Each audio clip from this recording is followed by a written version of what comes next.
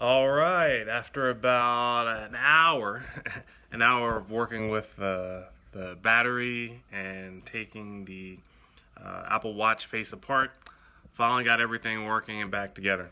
So, I'm not sure if you remember, but I replaced the old battery. If you see, this battery is a little bit bloated. That was most likely the issue for why the screen actually came off of the Apple Watch.